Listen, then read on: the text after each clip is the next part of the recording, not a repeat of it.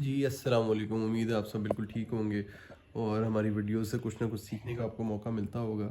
मैं अक्सर मेरे से सवाल पूछते हैं फ़ेसबुक पे। मैं अभी वैसे ही स्क्रॉल कर रहा था तो मेरे इनबॉक्स में एक बंदे ने सवाल पूछा हुआ था, एक वकील साहब थे गालिबन, कि आपकी कभी किसी जज से फ़ाइट हुई है और आप बड़े उनका कहना था कि जी आप धीमे लगते हैं, तो आप किस तरीके से कचहरी में और इन जगहों पे कभी अगर आपकी फ़ाइट हुई है तो स्टोरी बताएँ। तो मैं इसमें बड़ी ब्रीफली आपको बताता हूँ कि मुतअद्दिद बार ऐसा हुआ कि अपना टेम्पर मैंने लूज़ किया कोर्ट में अपने इनिशियल डेज़ में, लेकिन उसको फिर कंट्रोल कर लिया क्योंकि हमारी ट्रेनिंग इस तरह की है। हमारे फोर फादर्स और ओवरऑल मेरे फादर ने हमारी ट्रेनिंग ऐसी की है कि हम लोग कोर्ट के अंदर ना एक बड़ा डिसिप्लिन के साथ चलते हैं। इवन तो वो डिसिप्लिन काफ़ी डिस्ट्रिक्ट्स में ख़त्म हो चुका हुआ है। लाहौर में जो हमारी डिस्ट्रिक्ट कोर्ट्स हैं इसमें काफ़ी हद तक डिसिप्लिन को वायलेट किया जाता है, और डिसिप्लिन का मतलब होता है कि यूनिफॉर्म भी आप सही पहने या ना पहने। लाहौर में तो फिर भी पहना जाता है। आप फैसलाबाद, उकाड़ा, फिरोज़वाला चले जाएँ तो वहाँ पे बिल्कुल लाहौर के साथ साथ हैं ये सारे। वहाँ पे यूनिफॉर्म जो है उसमें मैं देखता हूँ काफ़ी जूनियर जो हैं, कुछ हमारे सीनियर्स भी जो कोट नहीं पहनते और गर्मियों में सिर्फ शर्ट और टाई पहनी होती है, तो वो भी एक किस्म का इनडिसिप्लिन होता है। तो इस तरह के इनडिसिप्लिन जो हैं वो हमारे यहाँ पे कॉमन होते जा रहे हैं, लेकिन कई लोग, जो कई चैम्बर्स हैं जिसमें से ये डिसिप्लिन अभी तक नहीं निकला, वो प्रोफेशनली चीज़ों को लेके चलते हैं। और इन डिसिप्लिन को, हालांकि कभी कभार ऐसा भी लगता है कि जब कोई दोस्त यार हमें कहते हैं कि यार इतनी गर्मी में तुमने टाई पहनी हुई है और ये किया है, तो क्या कर रहे हो, तुम इधर ही जा रहे हो ना, तो उतार दो कोट।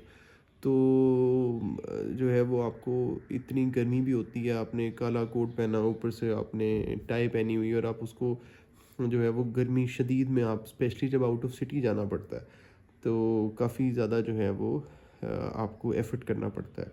उस एफ़र्ट के बाद मैं अगर आपको अपनी स्टोरी सुना दूँ कि कभी कोई फ़ाइट या कोई इस तरह की बात हुई, तो वो ये था कि एक मुझे इंसिडेंट याद आता है। मैंने सोचा उस पे आप लोगों को ब्रीफ सा बता भी देता हूँ कि मैं एक कंपनी की तरफ से केस कर रहा था फ़िरोज़ वाला कचहरी में। तो फ़िरोज़ वाला में जाना आना होता था।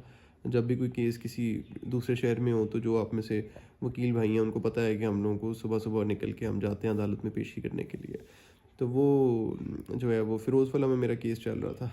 तो मैं अक्सर 1 वीक में एक डेट उसकी रखवाता होता था, जो मैं रात की डेट होती थी, ताकि मैं वो करूँ, और अगले दिन पे फ्राइडे होता है तो ज़रा थोड़ा सा रिलैक्स डे होता है। तो इसी तरह एक दिन उसकी डेट थी। कोई हमारे, एक, अब तो वो सीनियर हो चुके हैं, लेकिन एडिशनल सेशन जज साहब थे वहाँ पे, जिनके पास हमारा एक कब्ज़े का केस चल रहा था। तो लैंड डिस्पोजिशन का जो होता है, तो वो चल रहा था। तो मैंने उस पे जो है वो जाके अपने आर्गूमेंट्स किए। जैसा मैं कोर्ट में एंटर हुआ, गर्मियाँ थीं, काला कोट पहना है, फुल यूनिफॉर्म पहना है, इर्द गिर्द देख रहा हूँ तो कोई हमारे उधर जानने वाले एक वकील साहब थे, उनसे मिला तो वो मैंने देखा कि बटन भी खुला हुआ है और अपना कोट भी उन्होंने उतारा हुआ है। बड़े रिलैक्स होके वो कह रहे हैं मैं कोर्ट में ज़रा पेश होके आता हूँ। तो मैंने कहा मेरा भी केस है। तो मैं उनको देख रहा था और सोच रहा था कि यार मैंने जो है वो इतना कुछ पहना हुआ है और ये रिलैक्स होके जा रहे हैं, तो मैं भी उतार देना चाहिए। लेकिन फिर बहरहाल वो उसी तरह से मैं उनकी अदालत में चला गया। अब वॉक करता हुआ अदालत में जा रहा हूँ, जाते हुए अपनी तैयारी कर रहा हूँ, हाथ में फ़ाइल है, फ़ाइल के साथ जो है वो ब्रीफ केस पकड़ा हुआ है। ब्रीफ केस वहाँ पे जाता हूँ तो जाके अपना ब्रीफ केस खोलता हूँ, उसमें से फ़ाइलें निकाल के अपनी तैयारी शैयारी करता हूँ। तो जब वो तैयारी हो जाती है तो फिर मैं जैसा उस टाइम पे अपनी जो चेयर है उस पे नहीं बैठे होते, अपने चैम्बर में होते हैं, मैं तैयारी करता हूँ 5-7 मिनट, सिर्फ मेरा केस होता है और किसी का वहाँ पे केस उस दिन अभी उस टाइम पे नहीं लगा होता। तो कोर्ट भी सिर्फ कोर्ट का स्टाफ बैठा होता है। तो जैसा अब एकदम से जब आते हैं तो हुआ ये कि मैं अपनी फ़ाइल लेके उनके पास गया, मैंने जाके अपना आर्गूमेंट किया। एक एप्लीकेशन होती है जो अमूमन डिसमिस ही होती है, मैंने वो एप्लीकेशन पे बहस की। मैंने जैसा आपको कहा सर ये, क्योंकि क्लाइंट की तरफ से जब प्रेशर होता है तो आपको ज़ाहिर है उनको सेटिस्फाई करने के लिए जो कंपनीज होती हैं, आपने उनको ऑर्डर शीट दिखानी होती है कि जी ये ऑर्डर शीट है। तो हमने तो अपने टाइम पे जाके आर्गूमेंट्स कर दिए हैं, अब आगे आपकी किस्मत है कि उसमें डिसाइड होता है कि नहीं। मैंने जज साहब के सामने जाके अपनी सारी प्लीडिंग्स रखी हैं और प्लीडिंग्स रख के बड़े डिसिप्लिन के साथ उनको मैंने कहा सर काइंडली इसको आप डिसाइड कर दें, क्योंकि वो 2-3 डेट से चलती आ रही थी। जज साहब ने मुझे कहा कि मैंने आपका आर्गूमेंट तो सुन लिया है, लेकिन अगली डेट पे आप फिर से आर्गूमेंट कर दीजिएगा। अब ये जो कंपनी थी ये दुबई बेस्ड एक कंपनी है, जिसकी जो टीम होती थी वो मेरे साथ ही, मुझे पीछे, मतलब उनका एक जो बंदा था जो लिटिगेशन देखता था वो मेरे साथ कोर्ट में मौजूद होता है। तो वो वहाँ पे मौजूद था। उसने मुझे पहले कान में कहा कि आपने प्लीज़ इसको कहना है कि कम से कम इस एप्लीकेशन को डिसाइड कर दें, ताकि हम लोग अपने जो सीनियर है उनको बता दें कि हमने जो एप्लीकेशन आर्ग्यू भी कर ली और तमाम चीज़ें हो गई। जब मैंने आर्ग्यूमेंट किया, जैसा आपने कहा कि जी आप अगली डेट पे आ जाएं, तो अगली डेट पे आर्ग्यूमेंट्स फिर से आप दे दें, क्योंकि मैंने आज किसी किस्म का ना डिस्पोजल नहीं करनी। तो मैंने कहा सर काइंडली फिर आप बता दें, उसमें ऑर्डर शीट में ये मेंशन कर दें कि मैंने आर्ग्यूमेंट्स अपने कर दिए। तो कहते हैं चलिए मैं सोचता हूँ। उसके बाद जब सोचा तो कुछ देर के बाद जो है वो रीडर से मैं मिला हूँ। जैसा आप चले गए, उठ के रीडर से मिला। मैंने कहा जी ऑर्डर क्या हो रहा है? उन्होंने बताया कि जी वो जैसा आप तो कह रहे हैं कि जी वो आपने कुछ टाइम, ऑर्डर शीट में लिखा हुआ है कि he sought some time to prepare the case. हालांकि मैंने तो आर्गूमेंट्स कर दिए हुए थे, लेकिन जैसा हमने ये ऑर्डर शीट में लिख दिया कि तैयारी के लिए वकील ने टाइम मांगा है। मैंने रीडर को कहा कि जज साहब को जाके रिक्वेस्ट करें कि मैंने अपने आर्गूमेंट्स कर लिए हैं, 15-20 मिनट के आर्गूमेंट्स किए हैं, और उसके बाद जज साहब ये लिखेंगे तो मेरे क्लाइंट के सामने मेरी रेपुटेशन ख़राब होगी, क्योंकि मैं उनसे कमिटमेंट करके अपने फाइनल आर्गूमेंट्स कंक्लूड कर बैठा हूँ। तो अगली डेट पे मैं फिर से कर लूँगा, लेकिन आप इसको सिर्फ नोटिंग सही होनी चाहिए ताकि रिकॉर्ड सही हो। तो रीडर ने जज साहब को बताया, तो जज साहब अंदर से थोड़ा सा उनका जो तासुरात हैं चेहरे के वो बदले हुए, और थोड़ा उनको गुस्सा भी शायद आ रहा हो। वो आके चेयर पे बैठे, उन्होंने कहा वकील साहब आप क्या कह रहे हैं? मैंने कहा सर वो मैंने आर्गूमेंट किए थे, काइंडली उस पर आप लिखवा दें कि आर्गूमेंट्स हो चुके हैं, या कुछ आर्गूमेंट्स अगली डेट पे हो जाएंगे, वो आप लिखवा दें। ये ना लिखें कि आर्गूमेंट्स के लिए टाइम मांगे, क्योंकि मैंने तो टाइम नहीं मांगा। तो उन्होंने मुझे आगे से कहा कि हाई कोर्ट ने हमें नोटिफिकेशन एक जारी की है जिसमें 2-4 दिन के लिए एक में बस एक्स्ट्रा ड्यूटी है, जो मैं वो ड्यूटी कर रहा हूँ, तो मैं इसलिए डिस्पोजल नहीं कर रहा। तो मैं अगर ये चीज़ लिखूंगा तो इसका मतलब है कि मैं डिसाइड भी करूँगा या मुझे आपके आर्गूमेंट्स भी लिखने पड़ेंगे, तो मेरे पास टाइम नहीं है। तो मैंने कहा सर अगर हाई कोर्ट का आपको कोई भी नोटिफिकेशन, आप ऑर्डर में ये लिख दें कि हमें हाई कोर्ट ने इस चीज़ से मना किया है, तो ऑर्डर के अंदर मेंशन हो जाएगा। मैं अपने क्लाइंट को सेटिस्फाई कर दूंगा, मैं भी हैप्पी हो जाऊँगा, आप भी खुश हो जाएंगे।